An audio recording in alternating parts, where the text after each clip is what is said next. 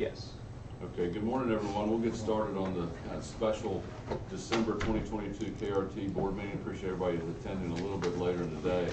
They'll accommodate 11 o'clock. There's a luncheon for some of the staff that's here and retirees. So the board's welcome to participate in that, and that's why we changed it. So appreciate you being here. Do we need to, can you take care of a roll call so we can find out who's online? I've got currently Valerie Gaynor, Gene Arthur, Larry Bailey, Jake Smith. And any unknown numbers, or those? No, sir. Okay. Okay, so we have a quorum. Yes, we do. We have Okay. 5 of our 8 partners present. Excellent. First item is the approval of the minutes from the November meeting. I was not here. I did read them. There's a couple typos I pointed out will be fixed. Anybody else have any comments or questions? Okay, motion for approval of the minutes. Second. Second. All those in favor signify by saying aye. Aye. Are there any opposed? Motion carries. We'll move right along to Scott and the financial statements. Y'all want to take a look there on Schedule 2, Statement of Revenues and Expenses for the month of November. Total revenues was $277,191, and total operating expenses was $1,146,266. Schedule 3, we can compare that 5 months from this year to last year. Total revenue was $969,512. compared to the previous 5 months of $649,169, and then on the operating total expenses, $5,661,242 compared to the previous $5,331,110. On Schedule 4 for the 4-week moving totals, still the same pattern we have with the revenue being up quite a bit. Mainly on that sore trip activity, the 55, 60, 50-some%, and then actual ridership, pretty steady, just a hair, just a little less than 1% difference from the previous year. On 4B for the daily fare box revenue, average since at COVID time, that March 20th, that last number there on the right, 17,869, and then for these past 5 weeks, it's been right at there. And of course, during that Thanksgiving week, being closed that day of Thanksgiving, drops that number down. Okay. The actual GFI, the fare box ridership counts, actual on the buses was 82,000 combined with the CAT service and all that store. We got 86,000. Which is about 2,000 increase from previous year. Period pass usage is still at that 67% roughly for each time. Statistically, numbers we've used on that Schedule 5, the average passenger a day is about 3318. Previous November was 3349. Monthly of 83,275 compared to just over 84,000. And on Schedule 6 for the excess levy for November, we brought in just over $350,000. Compared to where we were year to date, we're down 0.7%. You see the $4,900,000 some for each period of 5 months. Should be it, unless somebody's got any questions. Yeah, I just have a question on that Schedule 3. Why is the number so different on passenger fares? What am I missing on that? The very first line on Schedule 3. The passenger fares? Where it's 834,000 versus 574. Why is that such a big This difference? was when we talked about before that the store ridership numbers. Last year's when it first started picking up. It wasn't really July. It was like September, and then from January forward, it's a huge increase. But yeah, that's why I was like, wow. That fare number includes the CAT and the regular bus passengers. The CAT and Yeah, and the CAT includes both what we had our standard ADA passenger trip and that what we're doing the drug treatment and all that. Mm-hmm. Full reimbursements for it. So that full reimbursement puts a huge chunk. It adds on, and they have been paying now because that grant did get extended. through the association, the trades association helped run it, but it's through DHHR. But, it was pretty, if you look at the numbers, about January, February is when it was getting up to that 50,000, 60,000 some a month, which. 70,000 was last month. And that's what I was saying, it was January, but it's steadily still increased. I mean, you hope at some point, well, on the treatment side, it's gonna have a plateau, but Right. from our standpoint, is as long as they've got that money funded and we can provide the ridership to everybody, we will continue doing that. Okay. This isn't so much a financial issue, but I read in the paper, and it was probably right around the last meeting, about the city of Charleston renewing, or they weren't gonna renew their fuel contract. Does They did it anybody 1 follow year. that issue? They only did 1 year when we They were did two. hesitant when it was going in, didn't wanna lock in. So that's why it had to be renewed. So they were like, we're just gonna do 1 year. And again, we were fortunate, we said, we're gonna go ahead, and it worked out very well for us. Could've Sure. gone the other way, but yeah, I was a little hesitant. They said something about they always joined in with us.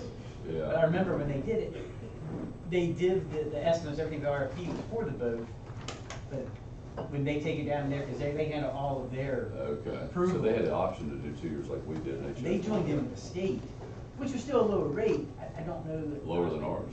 No, lower by far. Diesel, I mean, gas is about the same now, where the market is. Okay. But that was the I difference. just yeah. didn't follow along with what they were writing. I was about, surprised, so- because again, when they do their bid, they're totally separate. You know, we do the legwork to get everything ready. Right. I didn't remember, but I guess maybe they talked about something, had some hesitancy, and they just went 1 year. Okay. What were we logging into? Does anybody remember? It's 2 something? It's 237 for gas and like 254 for diesel. Yeah, so starting November 25th, our prices dropped from the first year. If we recall, when we accepted those bids for 2 years, the first year was a little bit higher, and the second year dropped, so. It really got us through an expensive time. No doubt, it did. I mean, $5 diesel or whatever it was. Does anybody have any other questions for Scott on the financials? If not, we'll move along to item 5. Sean? Sure, so we have one invoice, we're budgeted for this, but it was a maintenance invoice. Westmatic, which is the company that operates and services our bus wash system, had to come in, and they anticipated coming in for 1 day, and Chris, I believe they were here about 3 or 4 days. Yeah, to about get the 3.5 system, days. To get the system upgraded and complete, some service on it. So it came in at a total of $7,356. Again, we have that budgeted, but I just wanted to make sure, for transparency reasons, we brought that to the board. I don't know that we need to take any action then if it's budgeted. I mean, we don't. I don't think so, I Okay. just wanted to make sure. Okay with that, legal counsel? Okay. So we'll move on to item 6. First one, Kurt, on insurance. Thank you. The only thing that we had to add to the insurance report was an incident we had in September where we sideswiped a vehicle at the airport. And that's now been closed, that's the very last one on this sheet. I do have one question. Are we doing anything for training to address this frequency of these incidents? Are these preventable? I mean, are they preventable? But Yeah. Is there something that, You know, when a driver's in a preventable accident, we go through a retraining. Go out on the road with the supervisor and kind of cover what their accident was. And go over how they could improve upon it and how it could have been prevented. Yeah. thank you. Okay, we'll move along, and we're gonna, you're up, Jacob, on CAD operations. Not much difference from last month in the CAT report. Just a slight increase, but pretty much about the same.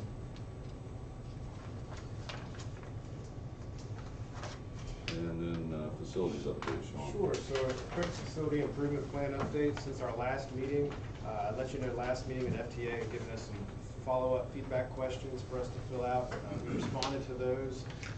The next round of questions they provided to us was concerning some Fish and Wildlife Service steps hoops we had to jump through. We were able to navigate that and receive some positive feedback just late last week asking us to submit our grant, which is kind of the next process in this system internally with FTA. So that's really positive news.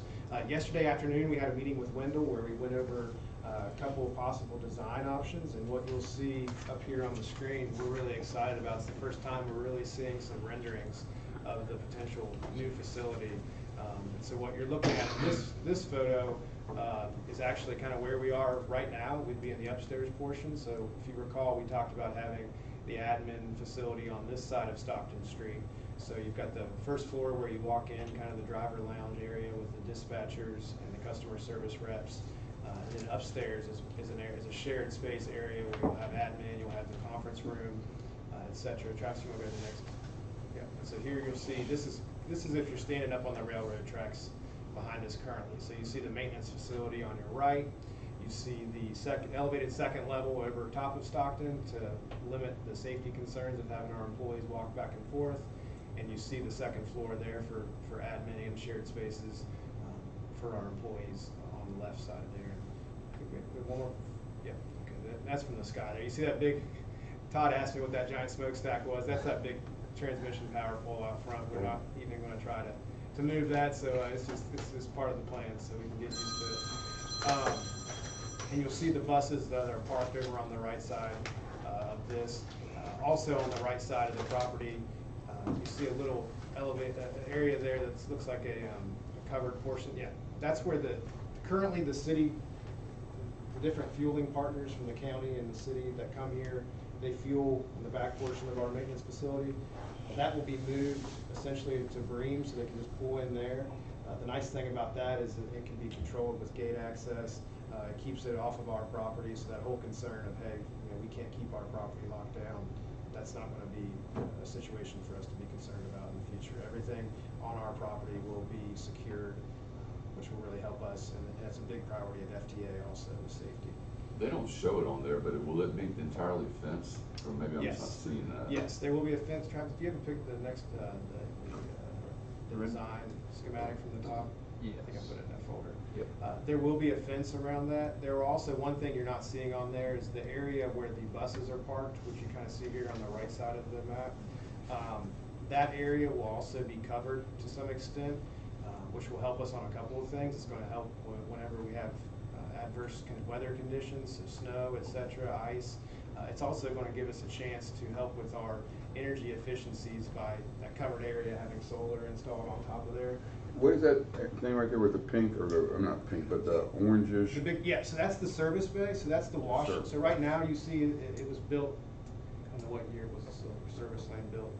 95. In 95, we built the bus wash line. That's So right. that portion, when the buses come in, they will go through there to refuel, to be washed. Okay. And then they'll stay on that property, which also limits some of our liabilities where our MSPs and our cleaners will not have to actually drive on any roads, which, if you recall, this past year, we worked out with the union to remove the requirement to have your CDL.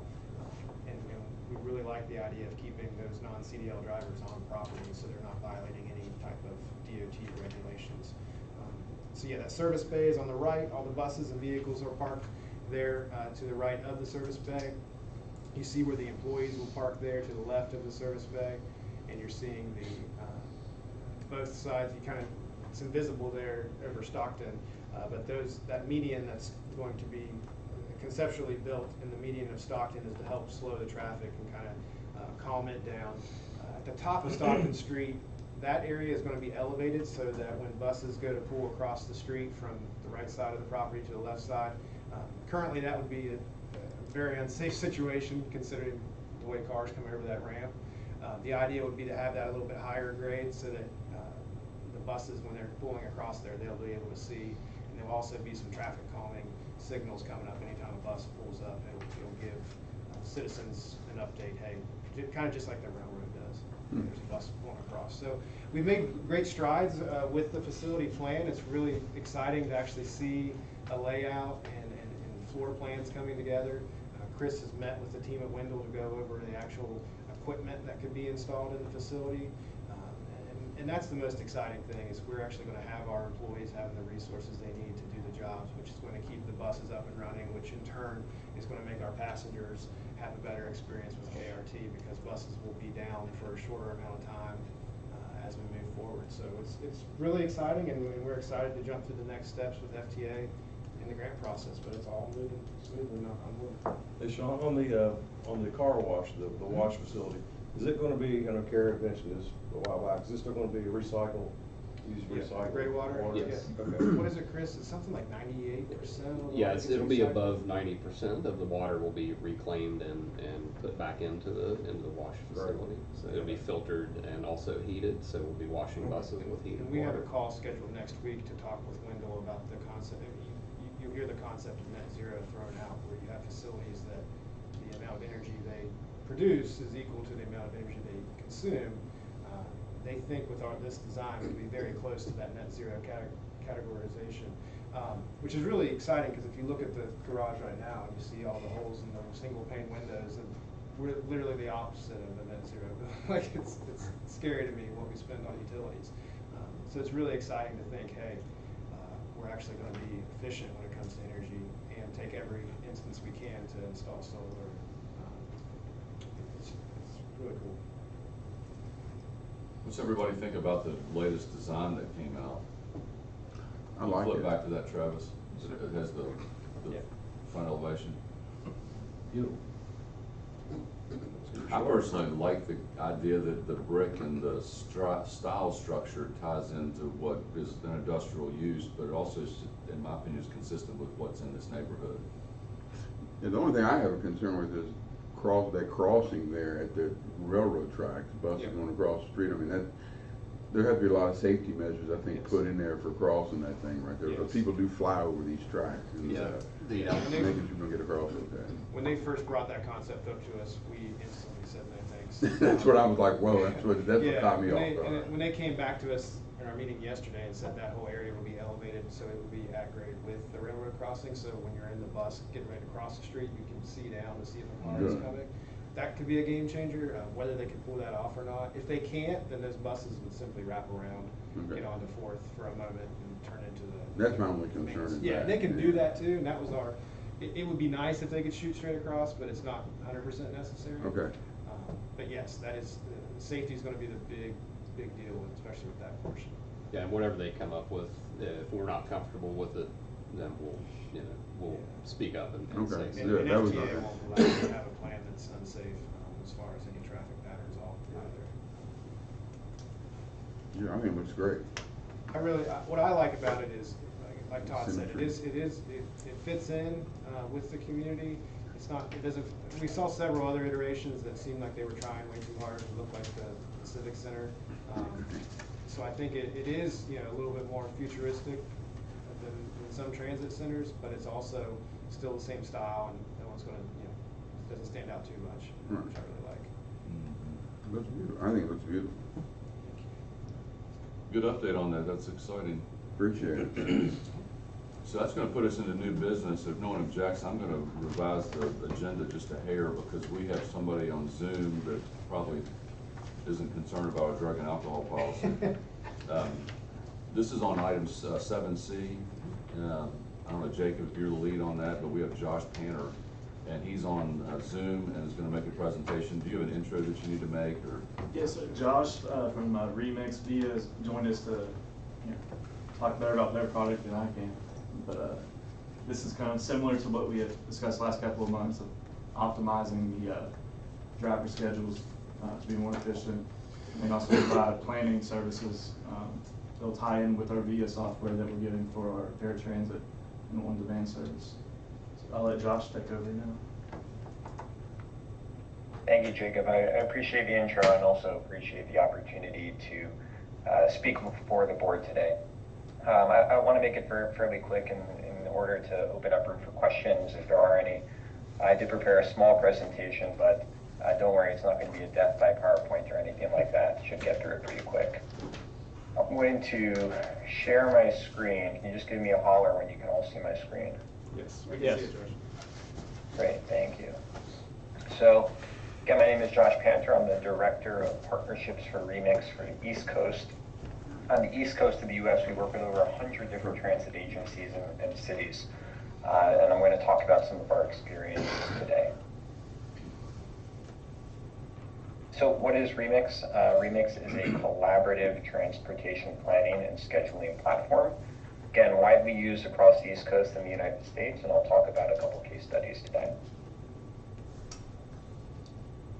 So you hear the word remix, you hear VIA, like probably a couple board meetings ago you were dealing with like VIA as a paratransit software vendor. What's the difference? Well, VIA is a parent company, refers to operations software, while Remix refers to our planning software. So we do quite a lot. We're a full end-to-end transportation company, but we are going to be talking today about transit planning and scheduling, which is a one integrated platform. So Remix scheduling is a quick, fast, and nimble way of blocking, run cutting, and rostering your service. Globally, we work with over 600 agencies, and we strive to make software that allows operators to do their work quickly so they can focus on what's most important within their service. And like even one example is in this visual over here with a run cutting. Our run cut generator will provide multiple run cut options because there isn't really a single way to run cut. So allows you to weigh your preferences between decreasing overtime or having consistent start times, the amount of hours you want your operators to work, the amount of vehicles you have. Those are all trade-offs that you can toggle within the scheduling platform. In addition, we also have a very robust platform for transit planning. So anything from a small route detour to a full system redesign. So whether it's something like analyzing bus stops or equity and impact analysis, visualizing data like APC data, or communicating those changes to stakeholders, which includes the board, but also includes the public. Remix is about rapid, collaborative design and planning that can then be communicated clearly to those who need to process it. In addition to fixed route planning, we have also introduced the ability to plan on-demand transit. You might know that as demand responsive transit, or sometimes called microtransit as well, which allows you to weigh the options between fixed route and on-demand options. This is a service that we generally charge for, but we want to give KRT for free. And so as you analyze different modes of transit and what might work for your community, you'll have that option with Remix on-demand planning. And so I'm just going to talk about two case studies very quickly. The first one comes from Asheville, a system of around 27 buses in North Carolina. Now, previously, they were using a sort of antiquated technology and pen and paper to do their scheduling. But by moving over to Remix, instead of spending 4 weeks to schedule a bid, they're able to do that in a day. And so really dramatic time savings that we see when agencies use powerful tools like Remix. Now let's talk about one more case study, and it's, I haven't had the chance to build it out as pretty as the Asheville example, but this comes from your neighbor, David Bruffy, the CEO of Mountain Line. They've been a customer of ours since 2017. They use our planning software, they use our scheduling software. And at a high level, as David said, Remix has been invaluable. Really an investment that they see in the future. And they were able to drop the time they spend on scheduling a bid by 25%.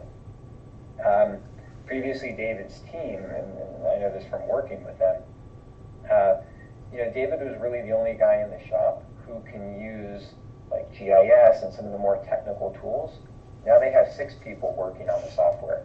So really a software that has a quick learning curve and allows you to democratize access to these sorts of tools as well.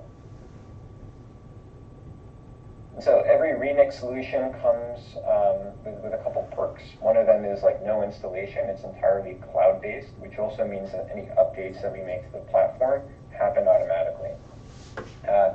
We also have a very robust partner success team. So that covers all training, data uploads, helping clean up GTFS, which is something I've discussed with Jacob, and even sending people over to KRT to help out with onboarding.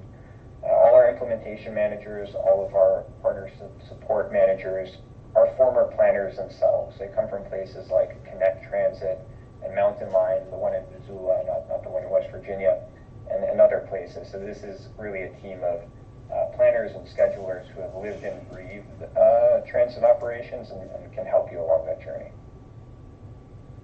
I'm going to pause there for questions or anything I could dive into a little deeper. I have a question on the cloud-based. Is there a backup in case that would malfunction or have a tear stack or something like that? Even is there a backup system that we can pen and paper go back to that for temporary, or has that been? Yeah, that's a good question. So the cloud partner that we use is AWS, which is Amazon's cloud system. It does go down from time to time, like all cloud systems, which is generally it is up pretty quickly because it's Amazon. And AWS is also the cloud server that the Pentagon chooses to use. So it is very robust, but no sort of native backup on the desktop itself. We do rely on those servers. And Josh, we may not have a huge fleet, but we've got a huge geographic area we serve. Do you have entities you work with that are analogous to that set of circumstances?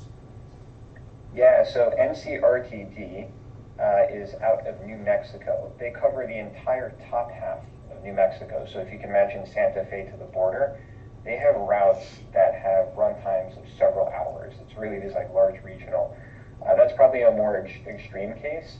But maybe one that's a little bit closer to home and of comparable size would be, go Raleigh, North Carolina. So sort of more of a immediately urban and then suburban and rural area as well. So all shapes and sizes we work with them. Hey Josh, this is Sean. I appreciate your presentation. I didn't know if you have like a demo set up, but what was really exciting to me, and just to tell the board, the last few months you all have given us tremendous opportunities by granting us these different software products from VIA for our on-demand service, or looking at Equans with our fixed line service. What Remix brings to the table is it connects both of those services with data that we currently don't really have. So what Remix allows you to do is to potentially draw a modification to a particular run and or set a polygon of, hey, this is my on-demand or microtransit area, and it gives you that background data for Title VI. It tells you this is how many jobs are available here. This is how many, the highest employers you're reaching, et cetera. Things that historically I think we've tried to do on paper, but without that data at our hands while we're doing it, I'm positive we have not been doing it efficiently. They have a tool, and Josh, maybe you can show this. I think it's called Jane, where you can drop her on a particular area and it will tell you exactly how many jobs she has access to within 15, 30 minutes, 45 minutes. Sorry to put you on the spot here, but no, absolutely. I was really impressed by that tool. Yeah, look, Sean, that's actually a good test, because I love being put on the spot. I didn't prep anything for this, but let's see how quick it takes us to do like very robust analysis. So I'm on the Remix platform right now. I'll load the fixed routes in. They pop up within about 10 seconds. There we go right now. I'll zoom out so you can see. Different map styles here. So anything from high fidelity maps, which are great for public presentations. They call it landmarks, satellite imagery, and then sketch maps, which are a little bit better for planning.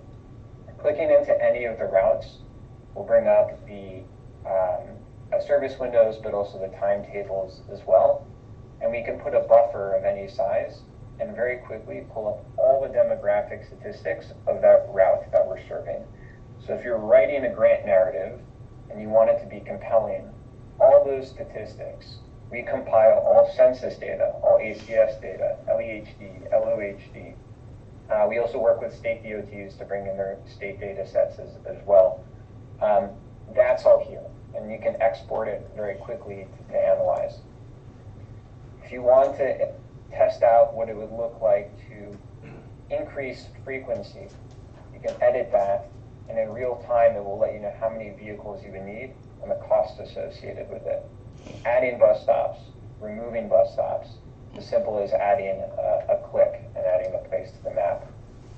Drawing a line if you wanted to experiment with what a new line could look like. Again, drag and drop functionality to quickly draw it, estimate the stops, and then again analyze who you're serving and the type of service that you want to provide. The same process works with on-demand as well. You can draw a polygon and draw an on-demand zone,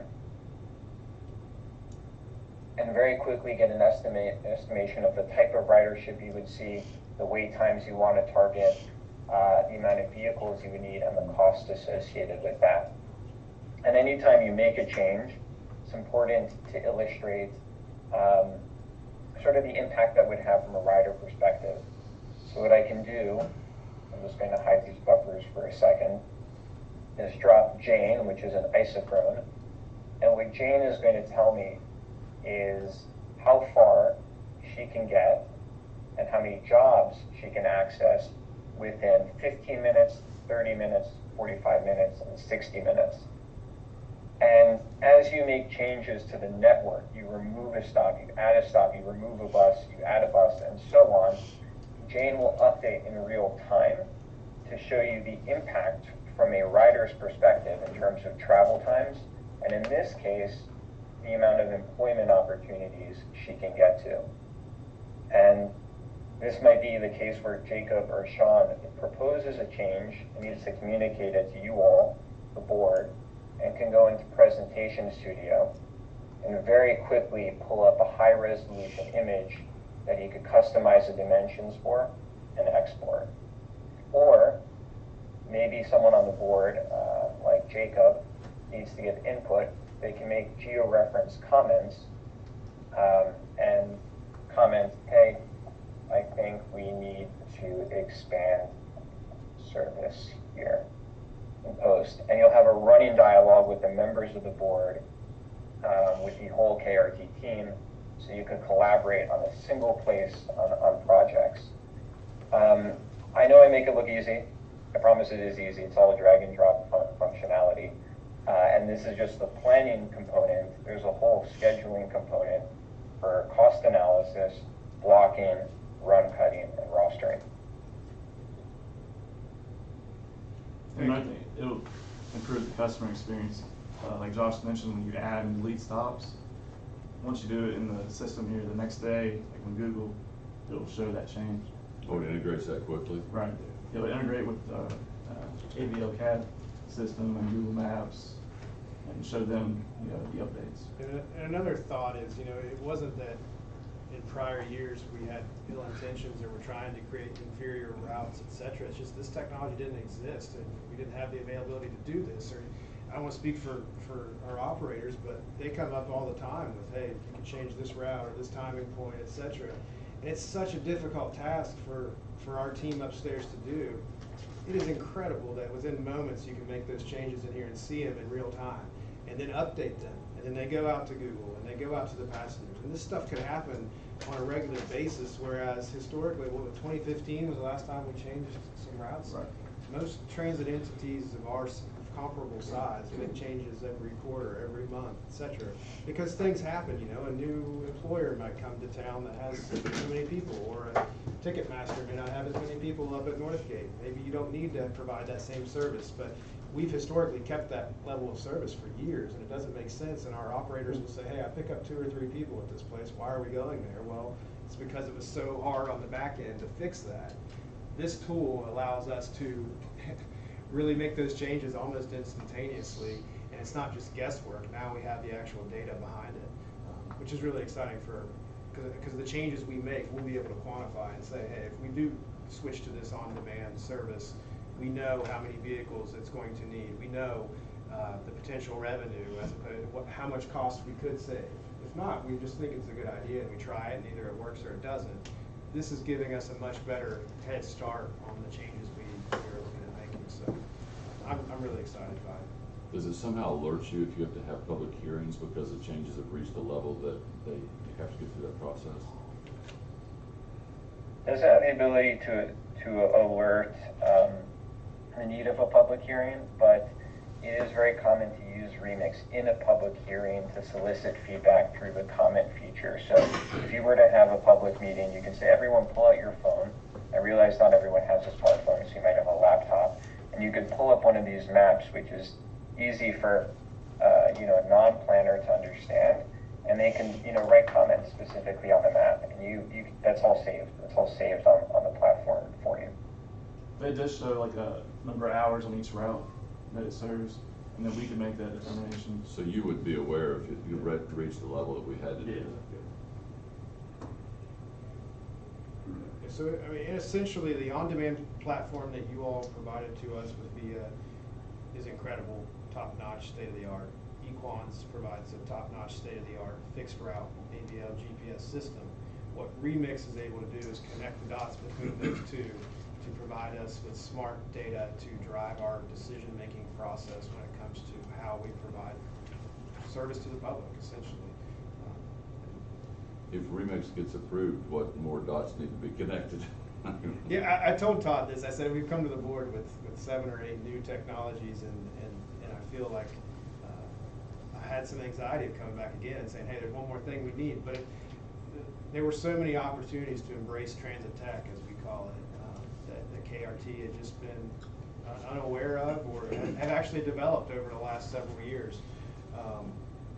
This is kind of the last piece there. The only thing I can think of us coming to the table or a big ask in the coming months will be when we talk about the TDM machines, which are the ticket machines for like the city center. Once we switch over to this mobile ticketing, that will be an ask, a substantial ask. But this is the last, Jacob, correct me if I'm wrong, but as far as software that I think ties everything together. Yeah. We have I mean, we talked about that the past week or two. There's not really anything we can think of. Like I would guarantee, But this one, 6 months from now, but no, this is all we can think of right now. so what are the terms? What is it you're asking for? Yeah, so the recommendation to the board would be to contract with Remix and via the parent company that we already have a contract with for a 5-year contract.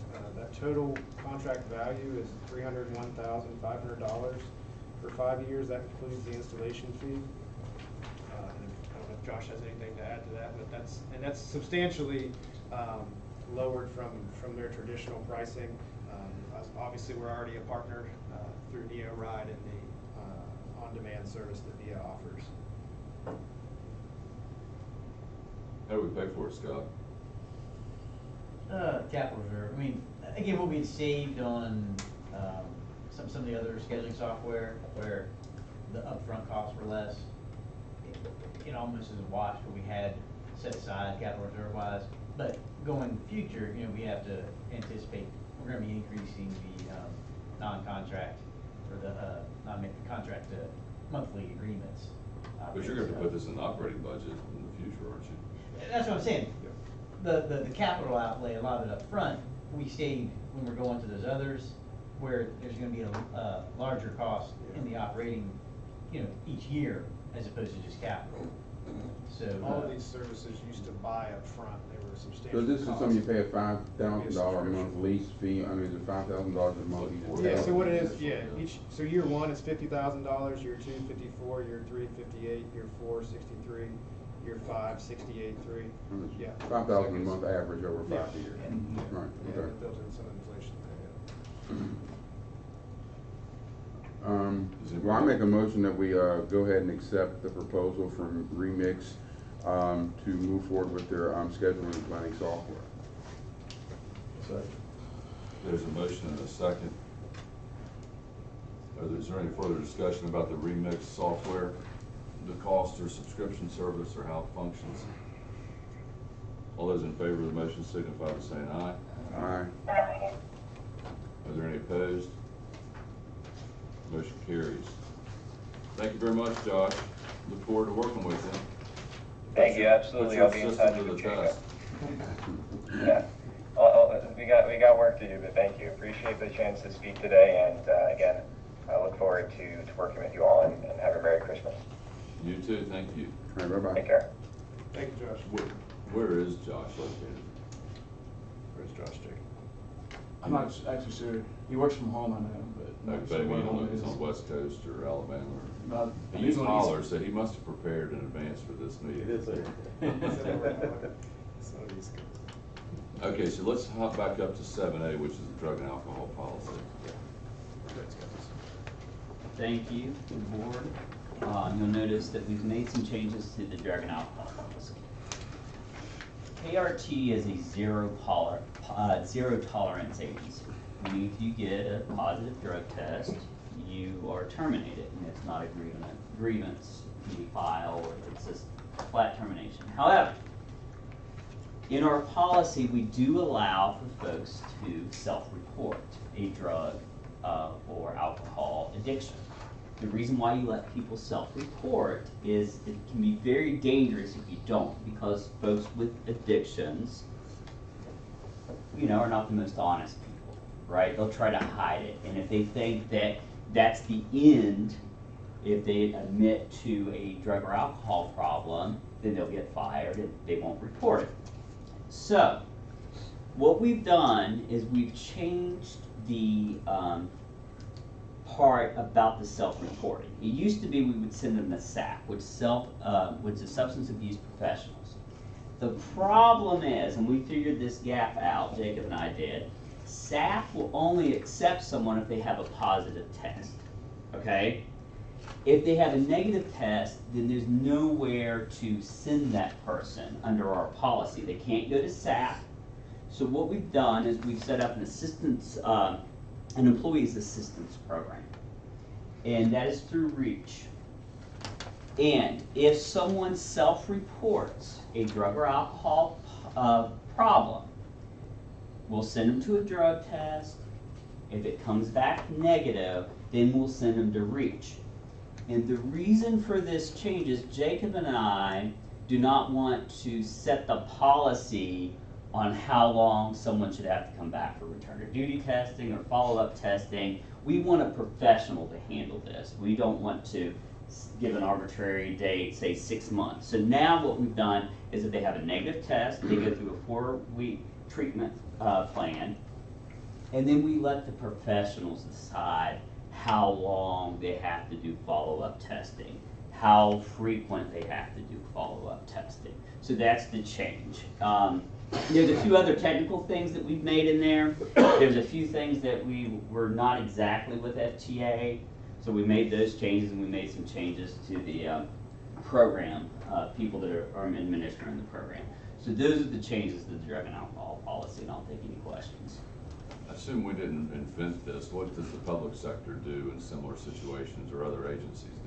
Did you find out what the... Well, it's across the board. Some are just flat out zero tolerance, meaning if you admit to a policy, you're gone, which we have found through professionals that work in substance abuse. That's very dangerous. Like, you want folks to go out and say, hey, I've got a drug and alcohol problem.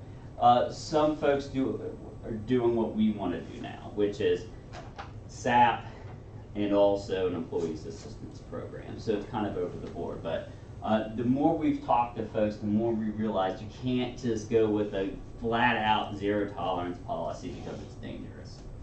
And if they self-report, are they on disability while they're gone, or? It's a paid leave, like a 4-week paid leave. Okay. And then we pay for the services that they're receiving? Yes. And then what happens is we will get a notification from, if it's REACH or if it's SAP, and then it's completely out of Jacob and I's hands.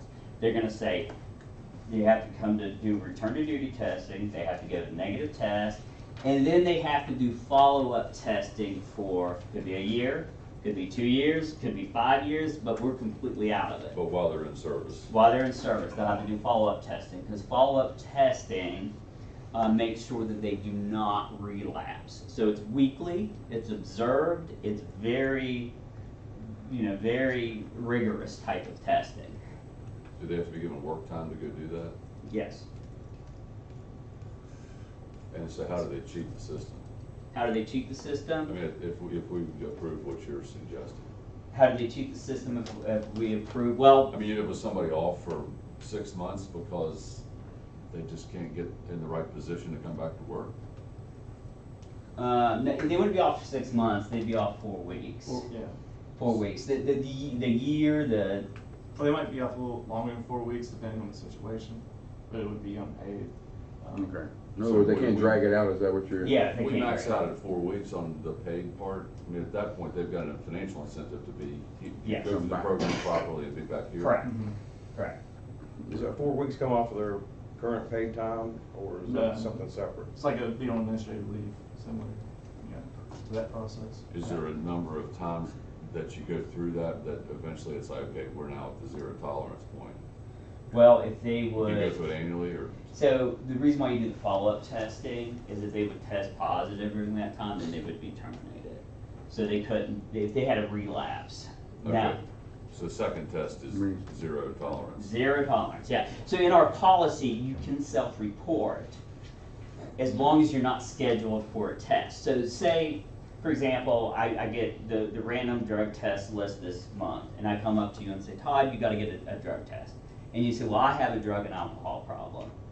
I'm gonna say, well, you're gonna get your drug test, and you come back positive, you're gonna be terminated, because at that point, we've already scheduled. This has gotta be outside of a scheduled drug test. It can't be in that window.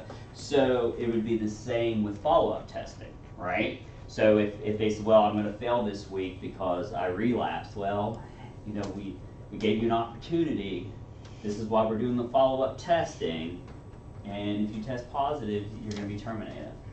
Refusal to take a test is Is the a- same as Yes, zero. yeah, yeah. We only have so long to test. And we only have so long, yeah. Yeah, I saw so many hours or something. Yeah.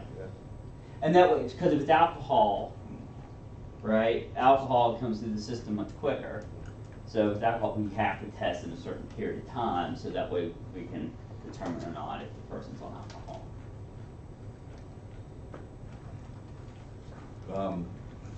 What about medical marijuana cards? Marijuana is still legal through FTA, so if they're doing medical marijuana, they test positive, it'd be a positive test, and they'd be terminated. Is there a conflict in our rules and regulations because of that? Even if Because we follow FTA's guidelines. So even if it's prescribed? Even if it's legal? prescribed, yep, and when we go through the training, we talk about that. Even like CBD oils, they're not regulated by the FDA. So if someone's taking CBD oils and it's too high, even though they're perfectly legal to take, if they hit that certain percentage, it would come back. All we would get is a positive test for marijuana. So, So who all needs, this board needs to make a motion to approve it. Does the union need to weigh in on this at all? It's not much different from the policy we already have. mhm, Usually I deal with it when they already tested positive. Okay. If they come up and self-report, the union don't know anything about that. yeah.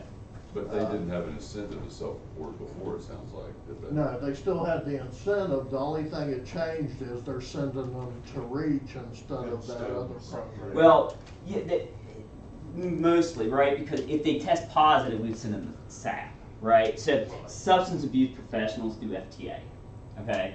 And if they test positive, they would go through the SAP program, and that would be another. That would be another If they problem. tested negative, nothing could happen. Tested negative, it was just the gap.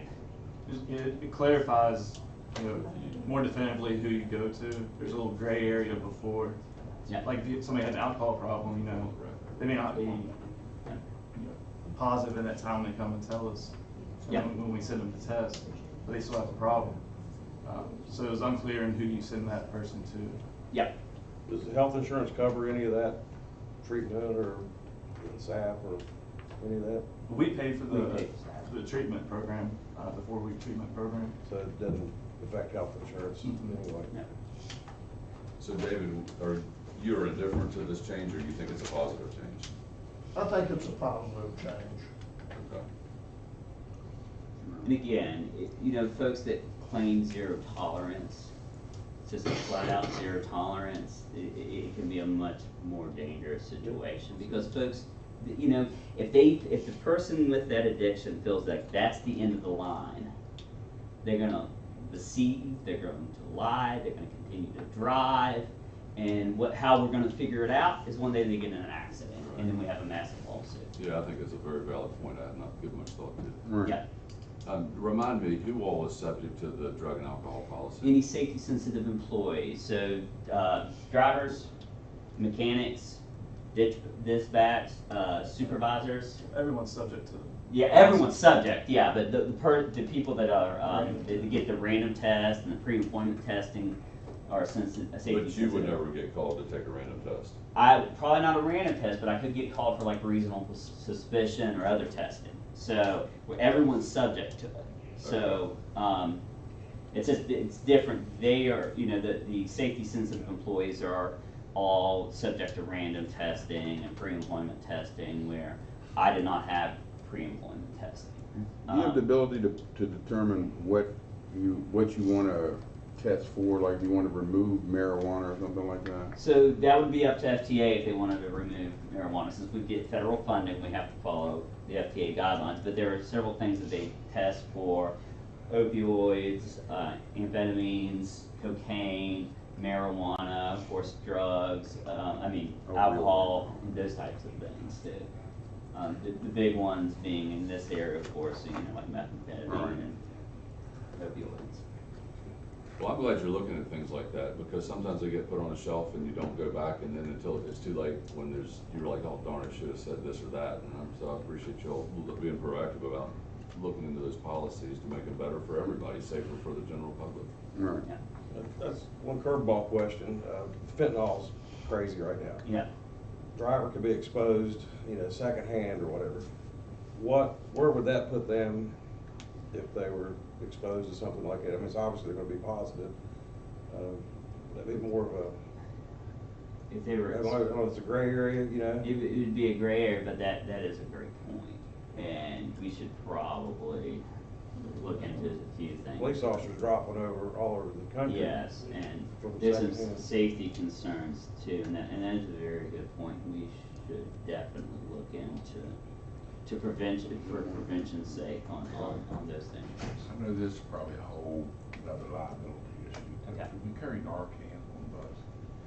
No, and maybe, I mean, It's for been a the, discussion before. but- before the driver in case he does. yeah, Yeah. or anyone on the bus. Mhm.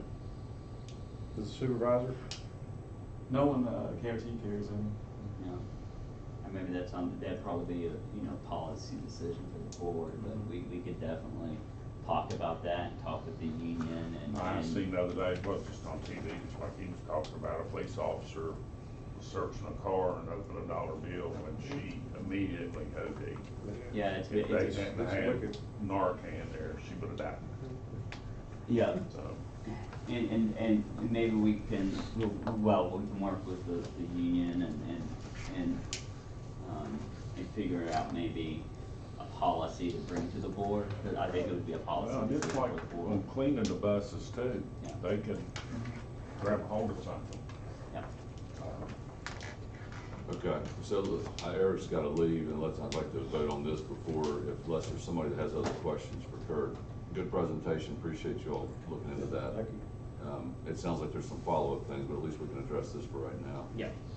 Is there a motion to, So moved. I'll make a motion. okay, motion to accept the update to the drug and alcohol I'll policy, second by White. Any further discussion? All those in favor signify by saying aye. Aye. Are there any opposed? Motion carries. 7D, Sean. Sure. I'll try to be quick on this one. This is the renewal of Maple Creative's contract with KRT. Maple Creative, Mike Hayes is the leader of Maple Creative. They provide services to us on the marketing side, so they help with graphical design, they help with all of our ad buys, they help with getting press to all of our different events. They also help track legislation. You'll remember last legislative session, House Bill 4331, which was a huge impact to all public transit across the state. The potential of losing all those federal funds, $16 million across the state, and almost between $4 and $5 million a year here at KRT. The team at Maple Creative and Mike Hayes specifically spent countless hours and a lot of political capital to get that bill passed, which was not a popular bill in the current legislature. Let's just put it that way. So what we have, and every year we've renewed this contract with Maple Creative, and the ask of us this year is an increase from $2,000 a month to $3,000 a month. They have outlined specifically to register as a lobbyist for KRT for 2023. That was previously not in the language. Track legislation. Thank you, Eric. but they did not specifically register as a lobbyist for KRT. They were a lobbyist for Public Transportation Association of West Virginia. We also anticipate that in the coming year, with the changes we've made as far as mobile ticketing, with our comprehensive operational analysis and potential changes to routes, with the potential onboarding this calendar year of on-demand service in a different way, but there's going to be a lot more public involvement as far as public meetings, etc. So we anticipate whoever represents us in a marketing fashion is going to have a much more substantial role than they've had in previous years. So we met with Michael's team and outlined some of our plans for 2023, and he came back to us with this $3,000 a month contract proposal. So two things, one about the contract itself based on what's been presented, but secondly, there's a question about professional services, about whether there needs to be a bid for this. Exactly. So we may need to, could we make approval subject to legal counsel review? And that way it allows administration to complete the contract if you're in approval.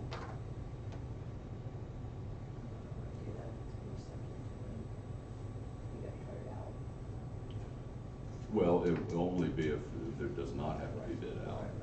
If there's some way to address it today, if not, we'll have to push it back to January, which is fine too. I thought there was an exemption on professional services. Our concern is it was the $24,000 a year, and now if you make it $3,000 a month, it's $36,000. There is a threshold of $25,000 out there, not specifically for professional services, but we just want to make sure we do this the right way. Yeah, so that's, we'll let Grace kind of look at that, but we still have time for discussion if anybody has thoughts about the work that Michael Hague has done. I can tell you that lobbyists at that cost, and considering the additional marketing work that he does and the fact that he's available to Kurt and Jacob and anybody here that calls for marketing work, that's well within reason for what you would expect. And there's probably a little bit of payment and due for work that was done last year, where there was a lot of work on that bill. I mean, you have to think about the volume of legislators at the State House that have access to public transit in their districts. It's very, very small. So us to them is not a big deal. So it took a lot of work to get that approved. It was a very pro-union bill, and a super majority of Republican legislators was very tough. Spent a lot of political capital to get that passed, and we certainly all appreciate it here because it's a huge chunk of our budget. Okay.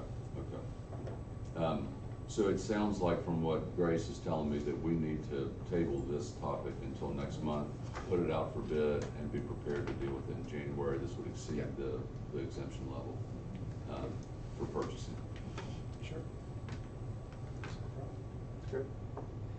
David, you brought a big entourage. Did you want to come here to wish us Merry Christmas? Yeah, we did, and we're just here because I'm trying to get people more interested in what goes on the board meetings. How's Brett? Is he okay? Well, he's not here, but I haven't seen him. Thursdays are his days off now. Oh, so he's not going to be seen around here. Right. Okay. Oh, he'll probably be downstairs eating here. I better get there first. Well, thank you for being here. I wanted, one last thing I had, made a quick little video I wanted to show. You know, we've made a lot of, Are you doing it up here? yeah, I'll do it on the screen. Hopefully try this little flood for me. So can you turn to the Apple TV? You have to remove. Well, in the last several months, you all have allowed us to embrace a whole lot of changes here as far as technologies, as far as making sure we have the right resources when it comes to video vehicles, etc. And I just kind of put some of this together into a little video that I'm excited about for what 2023 is going to look like for KRT. Try to cast this here. Okay, I got you now, Travis. Yeah. I'll just display it.